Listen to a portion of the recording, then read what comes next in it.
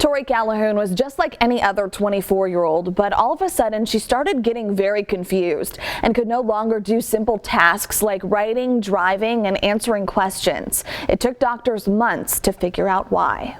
In one of my nursing classes, and I was sitting there trying to follow along with the professor and type something out, and I could not type. I didn't know how to open the files. I didn't know how to do anything. I had to ask somebody to help me.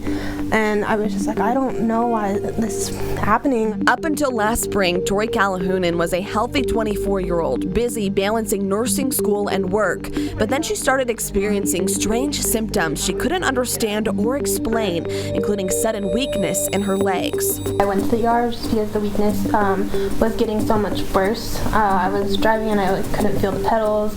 I was just like, something's wrong. So I went to the ER, and when I got there, I couldn't even really write out the paperwork. I looked at it and I was like, this is not my handwriting. I'm confused. I don't know how to answer any of these questions. So I had to go to the window and ask them to ask the questions for me and write them down, because I was like, there's no way I'm going to be able to write anything out. From the ER, Tori was sent to Mountain View Hospital.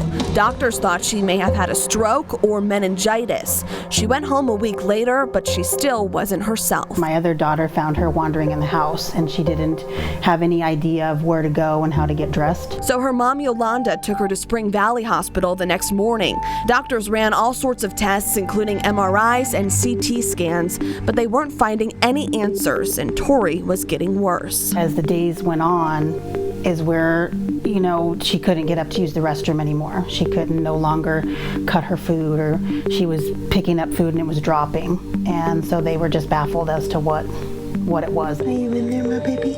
I was told that I was hallucinating a lot, and some of the memories that I have, I'm just like, okay, I know this is not real. I know I was probably hallucinating when this was going on in my head, just because, say, I would look at my hand and I wouldn't know what it was.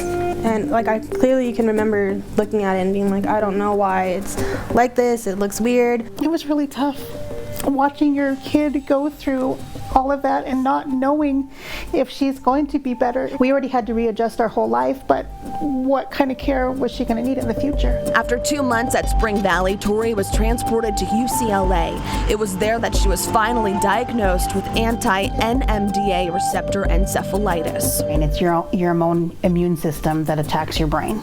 And so they did further testing, and about 2 days in is when the test came back positive. According to the Encephalitis Society, this rare neurologic disease happens when the body creates antibodies against the NMDA receptor, a protein in the brain that helps control thoughts, mood, and movements. On July 2nd is when she got her first round of this medication called Rituxan, and it's a antibody blocker basically, and then that's where her recovery process began. 2 days later, that video I showed you on July 4th is when her brain just woke up. After starting on Rituxan, Tori was sent to a rehab facility in LA. She went through speech, occupational, and physical therapy. She had to relearn everything from going to the bathroom and eating by herself, to reading and simple math, to walking and going upstairs. You don't really understand how it is to not be able to use your legs until you can't use them anymore. I think that was one of the most frustrating things. I'd look at stairs and I'd be like, why can't I just step up on this thing? It's not even that high, but my legs were so weak that I would need help. Now, months later, Tori has made almost a full recovery. She just took an exam to get back into nursing school. While it's been a difficult year, Tori and her mom are working to raise awareness of this disease and give hope to families who may be going through similar challenges. Just keep fighting. That's my best advice. And listen to your children. If they say that they're not feeling right or feeling well, get them checked out and just keep fighting. Many patients with this disorder end up having an ovarian tumor, and once it's removed, symptoms usually don't come back. So far, doctors have not found a tumor in Tori, so there is a chance her symptoms could relapse. Faith Tanner, Fox 5 News, Local, Las Vegas.